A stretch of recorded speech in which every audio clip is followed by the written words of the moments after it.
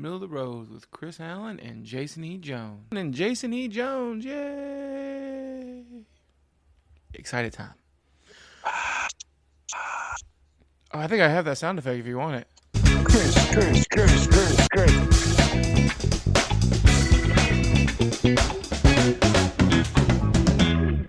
Sorry.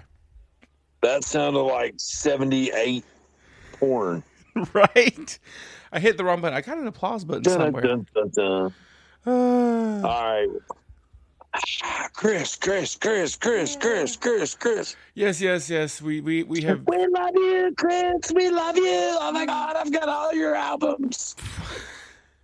You're like, wait a second, I don't have any albums. Right? But no. See, if a girl comes in and says, I love you, I love all your albums. I'm like, yeah, my albums are awesome, aren't they? All right. They're great. Can you tell me a little bit about them? Yeah. I want to know what she's thinking. Hey. So to tell me today, well, we're going to talk about today about what if there was, this is kind of my diamond thought process. I don't know how to describe it. I just love it. To talk about what it would have been like in maybe like 1,000 years ago or something, when there was no Twitter, there was no internet or anything, there was no microwave or things like that.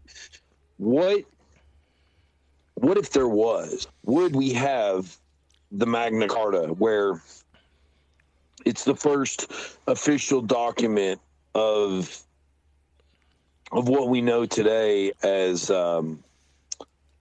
I just woke up and I was hoping my brain was going to wake up too, but we'll see. The official document that what we know today is democracy, where regular people actually had a say in what was going on in the government. What if there were microwaves and things like that, and they're like, did you hear what they're talking about doing? Sorry for the bad accent, but we'll see. Did you hear they were talking about a microwave, and I would like to make a hot pocket. What about possibly overthrowing the king and making him say, let's have a Magna Carta? Oh, no, I want to make a hot pocket, and then I want to go on MySpace. What's MySpace? It's a place where you can go and share all your ideas. Smashing. Let's do that. Anyway, that's probably a little too posh, but I'm trying here. It'd be more like, let's go on MySpace. There we go. Let's go on MySpace, and then we'll go on Twitter, and then we'll make a hot pocket. Can you imagine, though, how it would change people's mindset? It's just incredible. I mean, I don't think any of that stuff would have been done the same way. I think you would run into one of the reasons that stuff worked, and it worked in that time period that it did, was there wasn't that much connectivity. Nobody, like everybody talks about how divided the world is now, right? And to be honest, this division's not really a new thing. We just didn't talk about it as much. We didn't know what everybody was thinking all the time. We didn't know everybody, because there was no social media. If social media existed then, it would have been a mess. None of that stuff would have got done. Nothing. Everybody would have been sitting at home, reading tweets, eating Hot Pockets, and diabetes would have wiped out the entire world by now. Yeah, exactly. That's another thing about like sugar. Let's look it up. Sugar. When was sugar really started to be used? Because sugar, let's be honest, sugar runs our world, our society. Oh yeah, like everything. And honestly, right now, what the thing that rules our society is not even sugar. It's something much worse that was invented because they were trying to figure out what to do with corn. And that was high fructose corn syrup. If they had that back in the day, dude, as a culture, we would be destroyed. 18th century, sugar became enormously popular. Great Britain, for example, consumed 5 times as much sugar in 1770 as they did in 1710. And, people talk, and I'm sorry, you know me, when I get fired up about something, but when people talk about what being, what am I looking for here? Having hygiene and brushing your teeth and all that stuff. Did you know that you need to brush your teeth, of course, but sugar is the reason why you really need to brush your teeth? It is. And back then, when the first sugars came out, when they were using sugar, it was pure sugar, which is actually way healthier than the sugar we have now. Oh, really? Yeah. Because they were just using pure sugar. They weren't adding anything to it. They weren't making using high fructose corn syrup. They were just using pure sugar. You ever get to the grocery store, you go back and you'll see them selling old Cokes, made with real sugar, made with cane sugar. It tastes totally different because it's not all that chemical stuff added. Yeah.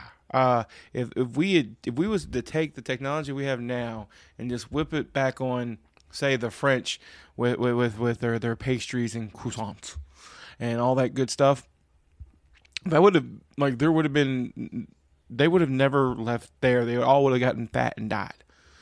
Because they would have been using all this horrible. Oh my God! For the record, though, I know we keep saying Hot Pockets and we're bashing Hot Pockets because literally they're little pockets of unhealthiness. They're cheese and meat and dough and.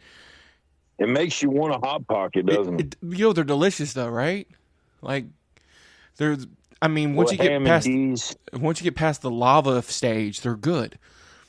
My problem is I'm fat and I always bite into them during the lava stage and melt off half my face, and then I'm not sure if the Hot Pocket is good after that because I can no longer taste or feel my face because I'm melted off. Well, I told you that this past week I've cut back on my sugars and carbs 95%, and I was able to get into my 36 waistline pants.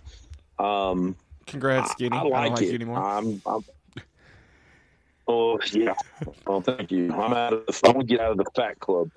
But let's be honest. Let's look at that too. But you know me, I am fascinated, probably too much fascinated with time travel and scientific stuff and all that stuff. But let's look at why. Today, if you go down a main area that me and you grew up in, one of the closest major little town is Cookeville, Tennessee. If you go down a strip and you see 11 restaurants or more, there's a problem. There's more places to eat than there are to be educated. You ever notice that we have more restaurants than we have libraries? Well, that's because people want to eat. Nobody wants to read. Yeah. That's a good point. But what are they eating? Chris? Oh, they're eating the worst of the worst. Nobody goes into a restaurant and orders a salad. Or if you go into a restaurant, look, we're in the South. We love Cracker Barrel.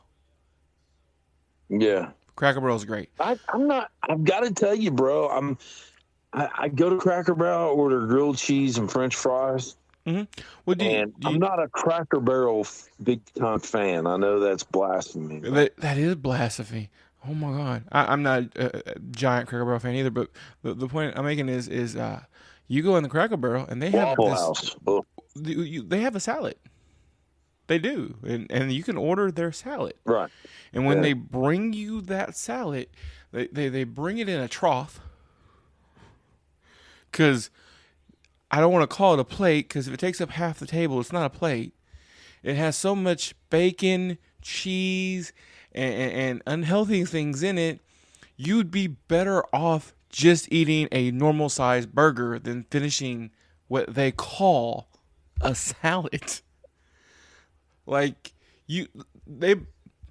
We ordered the salad, and they brought this salad. I call it a salad because there was lettuce in it, but there was so much bacon, cheese, eggs, and everything piled on top of the salad.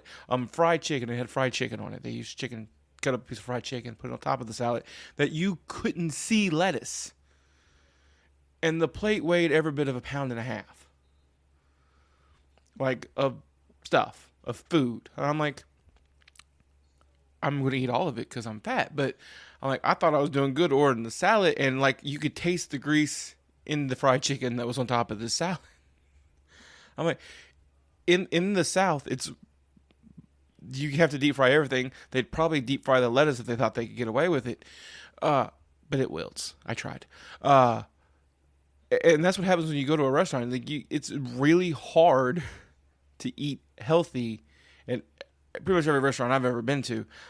Granted, I'm not going to the fancy smancy restaurants where they serve you dots on a plate and tell you to eat it, but that's what happens. Yeah. For the record, though, the salad was really good. But when, grease is dripping off your chicken, can you really call it a salad? Yeah, that's true, too. Well, and let's take a look at like Waffle House. When you eat at Waffle, I love Waffle House. And when I was out in covered, smothered. Sorry. Oh, hello. You said Waffle House. Hello. My brain went to hash browns. Okay. I'm like, I understand. Man, I was in Las Vegas for almost 2 years, and I made a call to Conyers, Georgia, the home of Waffle House. And I said, "Are y'all gonna come out here?" They're like, "It's just too expensive." They said that it's just too expensive in Las Vegas in California. They said, "We do have one in Phoenix." I was like, "I live in Las Vegas. I'm not driving 4 hours to eat." No. I love Waffle House, but there's a restaurant in Vegas that I sadly do want to go to after seeing their burgers, that if you weigh over 300 pounds, you get a discount. Oh, my God. Like, oh, my God. I forget what it's called, but they literally call their burgers like the quadruple bypass. It's like a heart attack grill. Yeah. Yeah, all the waitresses are dressed up as nurses. Oh, yeah, that's just, wow. And, I see that place, I'm like, okay, I should never eat there. But then I look at the food, it does look really good. I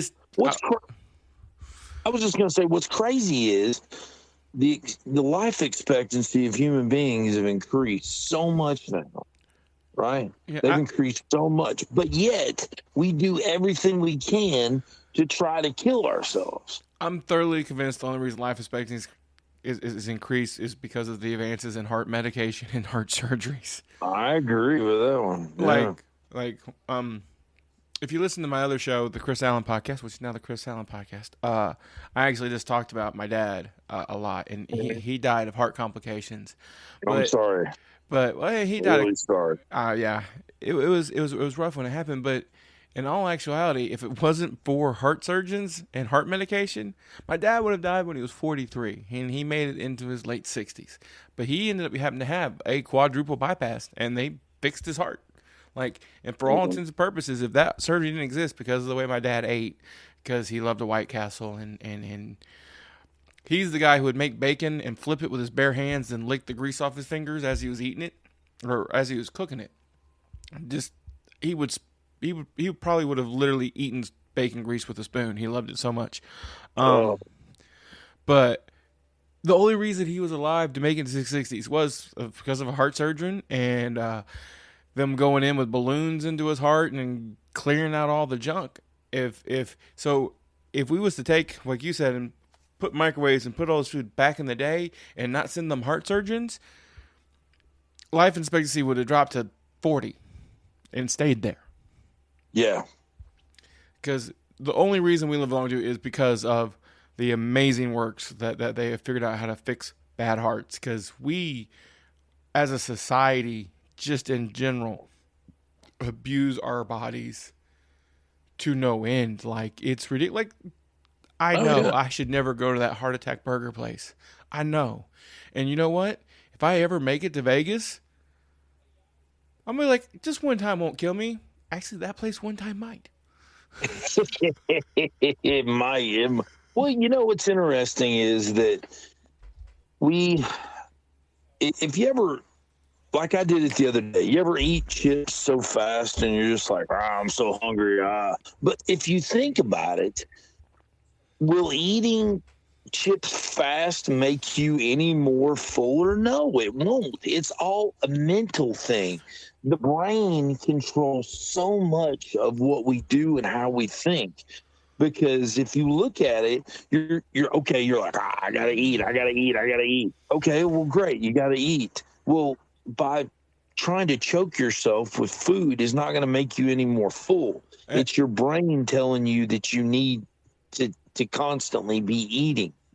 And I got one for you that actually it really goes along with your point. Eating fast actually causes you to overeat because your body doesn't have a chance to react to what's in your stomach, so you continue feeling hungry even though you're actually full. I was a very fast eater. My dad was. I mean, maybe my brother was. I'm not sure, but we used to just eat so fast. Oh, and yeah. I actually did not become a fast eater, a super fast eater, when I wasn't trying to show off for like normal meals until I started working at a prison. So I worked at a prison for 6 years, and when it was time for your lunch break, you ate as fast as you could, and then relax for a minute because you never knew if your meal was going to be interrupted, and if your meal got interrupted, you didn't know when you were going to get back to go eat again. So I got to a point to where I would eat my entire lunch in like 2-3 minutes just so I could get food in me. And once I got into that habit, it was really, really hard to break it. Well, you know what's funny is most people don't drink water. A lot of people don't drink water. A lot of people don't eat vegetables, don't do the things that they need to do to keep your body is a lot like a vehicle. It needs to have a maintenance. It needs to constantly be running. It needs to, maybe not constantly running, but it needs to stay running. And I'm bounced around here, but like when you get older and you watch the people that don't do anything all day long, those are the people that eventually their bones just lose all their density and everything that's going along with them, and they start to fall apart because they're not doing anything. Oh, yeah. And the people that are out here running marathons and people that are working out all the time and this and that, they're the ones that don't go to. I think there should be a sign that says, why should you work out and try to eat healthy? And then have a big sign of a nursing home and people living in a nursing home, because that's your future. I agree. And like I'm diabetic. Right.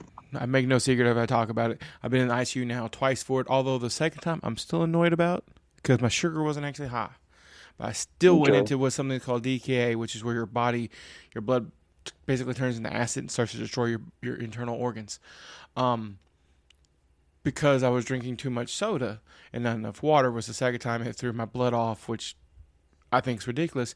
But I found out something. I'm allowed, as a diabetic, to drink all the diet soda I want because it has no carbs. Yay. Okay. The chemicals they use, the sweeteners and everything else they put in diet soda, actually have a chemical, and I forget the name of it. I can look it up later if you want the chemical name, but it's the most evil chemical that ever was. It makes your body feel hungry when it's not. You have a chemical that releases in your stomach when you're full, so that your body knows that you're full. This chemical that's in every diet soda, even the Coke Zeros and all the new ones, that suppresses that chemical, so you won't feel full even when you're full if you drink too much diet soda. Okay. And like diet soda was supposed to create it to help people be able to enjoy soda and not have the bad effects of sugar and almost feel like you're drinking literally called diet drinks. But they put something in them that, I don't think they did it on purpose. This literally might be just something where they had to do to make it taste good.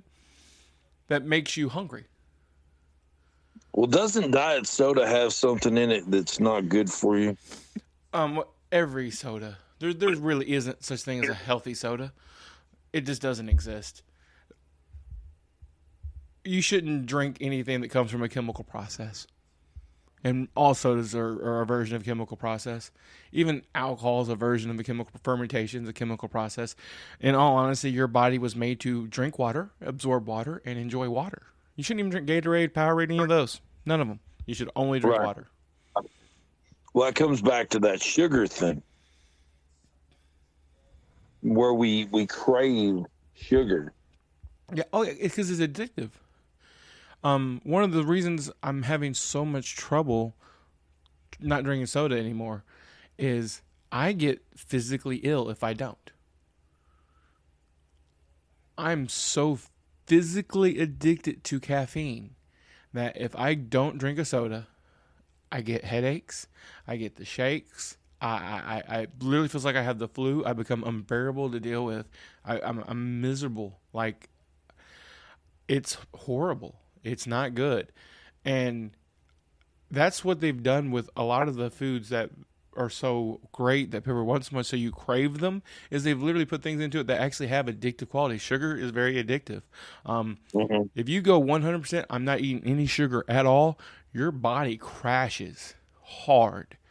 And when I say no sugar, I mean like no carbs, no that. People who do like the keto diets that cut it all out and stuff, they'll talk about it. Like the first several days, it's really hard, and then you can get over it. But because there's just sugar itself is naturally addictive. Caffeine is naturally addictive.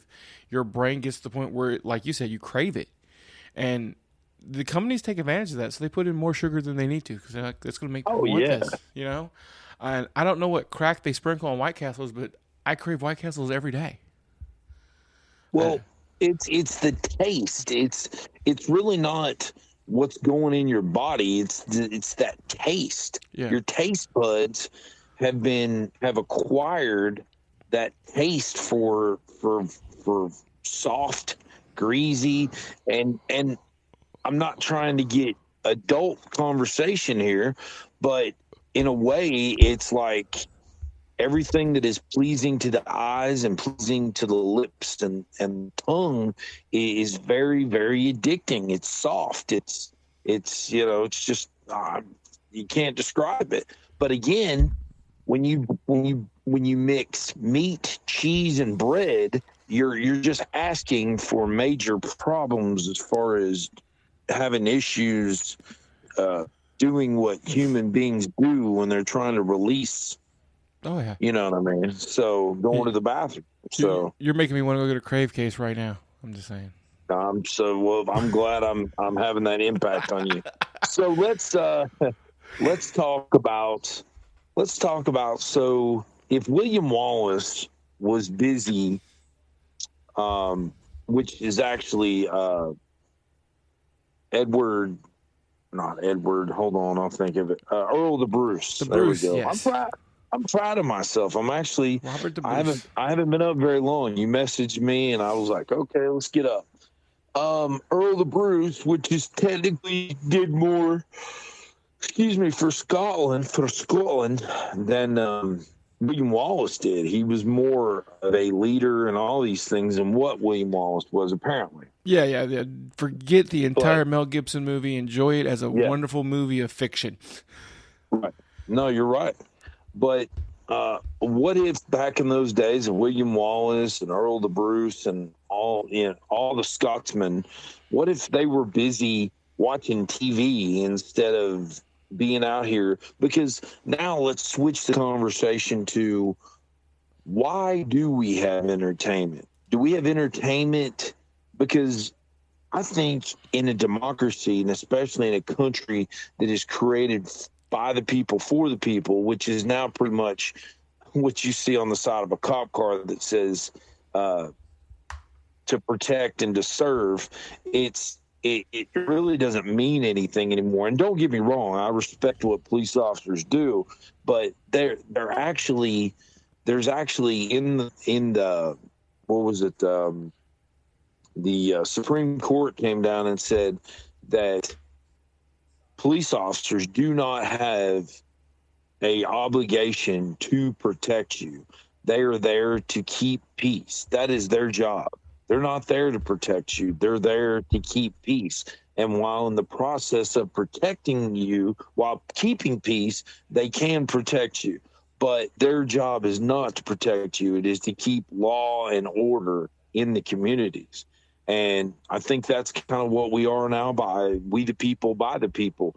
Because what did the people stand for anymore? We don't even know what our own laws are. There was laws passed they were passed in Tennessee, Kentucky, where you live, the United States. And we don't even know these things, but we do know when Game of Thrones, the new series, comes out, which I haven't watched that, and I don't know if I will watch that, but that's another story. Yeah. But here I am talking about how important it is to know, and I'm talking about now movies and shows.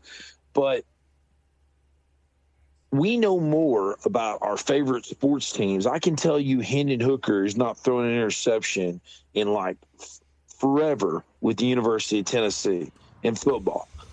Can I tell you the same about the property laws of Tennessee? Can I tell you about what my rights are as far as being able to walk out in public with no clothes on, to whatever?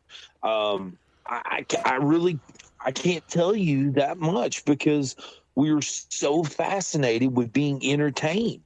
Well, and I'm going to have a little piece on us as a society now, because you're saying back in the day they did know these things, or I kind of feel like that's what you're saying, but even before entertainment systems or TVs and everything else, if you walked up to the average citizen in 1920 or 1820 or any of those times, unless it was something directly affecting them, they didn't know what laws passed. You know, like when they signed the Declaration of Independence, right? There was a very small group of people who actually knew what was in it, who knew what was going on. They knew they wanted to get away from the British, and they were all willing to fight. But as far as the actual politics of it, they didn't know. And not because, they were trying to keep it a big secret. Just there was no way to distribute that information easily in that time frame. I mean, they warned people the British were coming by horseback. Like it didn't have the technology. And if they had the technology back then, which is where we originally started with this whole conversation, they probably would have been watching a version of Game of the Thrones, probably being Game of Chickens. And instead of the Kardashians, they would have been following around William Wallace with a camera, and they still wouldn't have known. Human beings are inherently lazy. Path of least resistance. It's almost what every human being follows. There are exceptions. There's always exceptions. But as a species, once human beings get comfortable, unless it's something that directly affects them, they kind of ignore it. And they there's somebody taking care of that for me, so I don't have to worry about it. I voted for my senator. I don't have to worry about it. The person I want is in there. I'm good. I don't have to worry about it. And they don't engage. And everything else is just a distraction that keeps them from it. But even if they didn't have those distractions, again, they'll find something comfortable and snuggle in, and they worry about what's affecting them day to day, and they don't look at the big picture. And it's a good thing there are people in the world who do, but for the most, the human species as a whole, and I know I'm a human being, so I'm bashing on myself. I'm one of the worst about it. I get comfortable and not think about things, and that's what happens. And I don't think it would have been any different. I don't think it was any different back in the day. The reasons that they were healthier and better back then was they didn't have access to stuff we did. So if we was to drop access to all that stuff we have now to them, what's happening to us now as society just would have happened sooner. Well, this is where I think I'm going to prove my point. If you take a look at today, there are almost 8 billion of us on this earth right now. 5.3 billion of us reportedly have the internet. So it's probably somewhere between 5 and 6 billion people. Yeah. Most of us today, like for me, whatever reason why I'm not very good at building things or I had a thing at early age, and I'm going to get into some trauma here. I have dyslexia, and what do they call it again when you see numbers backwards? Oh, that's a version of dyslexia, I think. Dysnumbria or something like that. Yeah. But But it's the same thing pretty much. It's just with numbers, and you had it with I'm not. numbers I'm not. and word I'm letters. right. I'm Wow. not good. Yeah, both but it has to be in a certain pattern, like mostly numbers. If I see 933, like if I see 993, I may see 339 Wow. or 399. It's crazy. So therefore, and I'm giving you some real juice here. I'm not good when it comes to numbers at all, because in an early age, I had some serious trauma with being in class and being told I was stupid. And the thing was, it wasn't the fact that I was stupid or they threw me in the slow class, because it was the fact that I had dyslexia and also just whatever they call it Yeah. for numbers. Because you had been in the earlier stages of school, in the early 80s, late 80s, mid 80s, just the 80s. Well, I started school in 1984. 1984. So, and back then, I was 6. Yeah, back then, dyslexia. I'm not saying it wasn't a thing, because obviously you had it, so it was a thing. But it wasn't something Right. they didn't have a class for. They didn't. It wasn't extra, because nowadays they pull those kids aside and then they work with them specifically and help them push past it. And back then, they didn't even do that. They're like, "Oh, you're just stupid," and basically traumatized you. And Yeah, it did. And to this day, I'm not good at math at all. I'm not good at understanding footage and yardage and all those kind of things, because my brain has literally shut off, because it was just I don't know how else to put it. yeah, no, It is what it is. I live my life without math. We'll put it that way. Isn't that funny? I mean, yeah, that's not funny. It's actually horrible, and I'm glad the Yeah. schools have gotten better about it now, where they can actually recognize it. But that's. I'm sorry. Yeah, I've said these things before about certain subjects. I've said that the phrase that I've never talked about this before. I've never talked this in depth. So this is breaking news. Yeah, But yeah, you take society right now. We came from hunters and gatherers. That's what it was. It was hunters and gatherers, and the women prepared food and this and that and blah blah blah. Most people now, if the crap hit the fan, okay, and we went into an apocalypse or whatever you want to call, just an absolute. There was an EMP that went off and knocked us back. They said if that happened, that probably the world's population would decrease by 75% within a couple of years, oh yeah, because we are so dependent on technology. So if that happened, I'm going to be one of those. I'm going to do what I have to do to survive, but I'm not good at building things. I mean, let's be honest here. How many people are good at building houses? How many people are good at doing the things? I mean, we've lost all those things. So therefore, we depend on society to take care of us. We depend on our grocery stores. We depend on having things brought to us or whatever, because we don't have those skills. and now they've even taken it. The building of houses, they've taken it to technology. Have you seen? And if you haven't, look it up on YouTube. Everybody look at these. I think it's amazing, where they have found a way to 3D print full size houses. No. Yep. It's a machine that uses concrete, that literally builds a house from concrete, from the foundation up. All they got to do is slap a roof on it and add the electrical and plumbing. Yeah. Well, therefore, right there, I mean, yeah. So we're not even being asked to even use our brains anymore. We just have to click a button. And it builds a house. All they can do is keep pouring concrete and it literally 3D prints a house. And we're talking, this thing's huge. This device they use is huge. But we're talking massive houses. This isn't like one of those little mini houses. No, we're talking 3-4 bedroom houses with massive houses. 3D printed. Like they've taken everything out of it, which is amazing because this machine's completely breakdownable and movable, so it's actually really cheap to build these houses, which is a good thing in today's society. But like you said, you're not good at building stuff. Even the people who know how to build houses are being pushed to the side for technology. So yeah, if technology shuts down. Let's be honest too. Farmers, they've really hamstrung farmers now. How many people are even becoming farmers anymore? I saw they actually have a farm bot. Oh, I bet. I'm not surprised. They have a bot or a robot for everything. Now, let's get back to my fascination. I'm sorry. Oh no, you're good. But I'm just saying though. Let's get back to and take different parts of history. And if there was, when Paul Revere said the British were coming, what if he tried to text it and he was out of service or out of minutes maybe?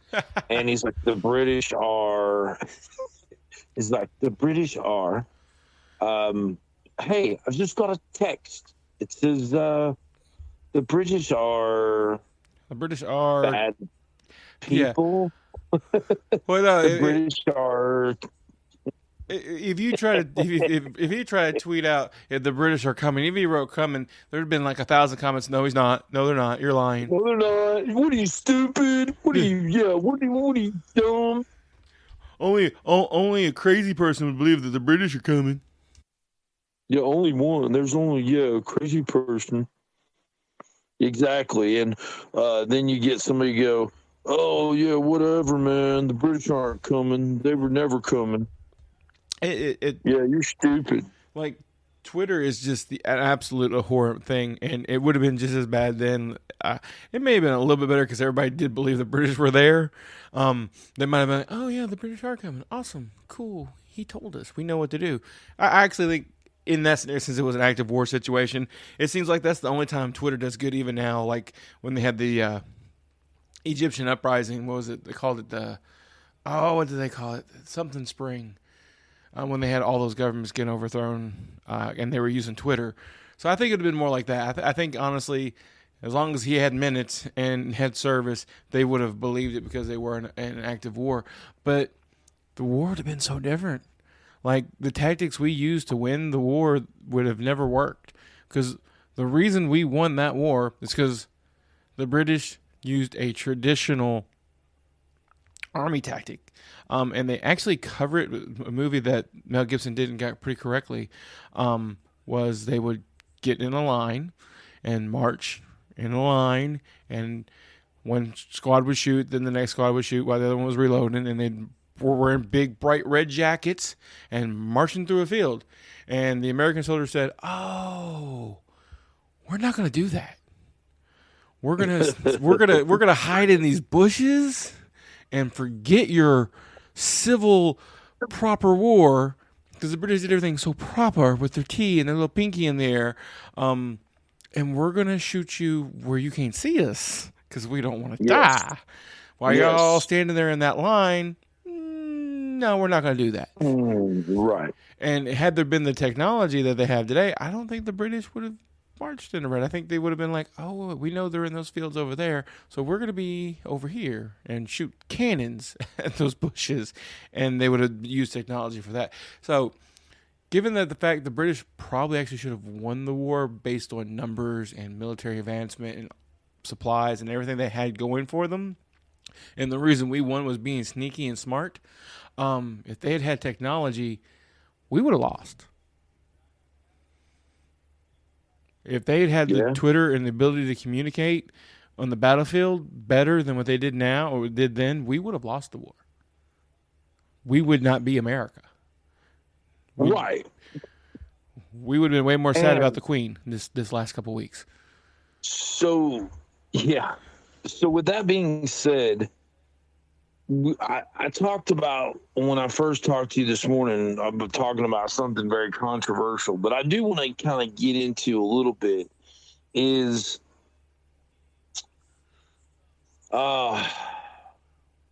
why no, I'm going to leave it alone until another conversation. And I'm not going to get in depth like I was talking about originally anyway. Let's stay on. So you have to wonder, and obviously human beings, we think we control things more than what we really do. I mean, unfortunately, and I haven't talked to you since, I witnessed, I was holding the guy's hand while he died at my job. And you wonder why some of us died at an early age, why this and that, and the things that we can control and can't control. I mean, what this will kind of get us to our next episode, but what's it all about? Why are we here? And I think that's a great way to kind of end this conversation. And that's getting into some deep philosophical stuff there. And what you experienced is something that most people will never experience. I've experienced it. You've experienced it, and it's it's a moment that makes you think, and it's a scary moment. Whenever you have to question your own mortality, that's what it's like. Yeah. Yeah. Yours was a car wreck and something bad happened. Mine was while I was working at the prison. One of the residents had a heart attack, and I had to do CPR, but they didn't make it. Yeah, it makes you go, oh. And it made me question my whole everything, absolutely everything. And it puts you in a whole nother mindset, and I don't want anybody to experience, but at the same time, when you experience it, it opens your mind up to a lot of things you would have never thought of. So that is definitely something we could get into, and I got some philosophy stuff I want to research a little bit better before we talk about that, because there's some really good people have put a lot of thought into this, because that's been the question of society, like since we've had sentient thought. Why are we here? Yeah. The minute we got past the point of being, every day we're doing exactly what we need to survive, and that's all we have time for. Excuse me. Oh, bless you. Thank you. Philosophy became a thing, and people were asking. That was like probably the first major question anybody asked. When somebody's like, "Oh, I have a full belly. Oh, I have food for the next couple of days, so I don't have to. I'm not going to die. Oh, the farm's doing well. Oh, I'm good. Nothing's happening." Somebody sitting there goes, "Well, why do I do all this? Why am I here?" That was literally the first thing, and so we could definitely hit that on the next show. Is there anything else you wanted to hit today? No, I think we need to always leave them wanting a little bit more. And anytime I talk to you, even off the air, I always want to talk to you more, because it's always such a good conversation. All right, guys, we're gonna wrap up the show. Sign off for Chris Allen and Jason E. Jones, and always go America. Go USA. All right, guys. Y'all have a wonderful day. Hope you enjoyed the show. There's 2 shows on the network to enjoy, the Chris Allen Podcast and Middle of the Road with Chris Allen and Jason E. Jones. By all means, listen to both shows. If you want to support the shows, patreon.com/worstjokes. If you want to reach out to us, you can find us on Facebook on the Chris Allen Podcast page, or you can find us on Twitter at cman2342. By all means, check out one of those places. Send us a message. We're also on YouTube. Find us on YouTube, and it's all good stuff. Again, if you want to be on the show, send us a DM. Have you on the show. Tell a story. Tell a joke. Whatever you want to do. We will look forward to hearing from you guys soon. And everybody have a wonderful night.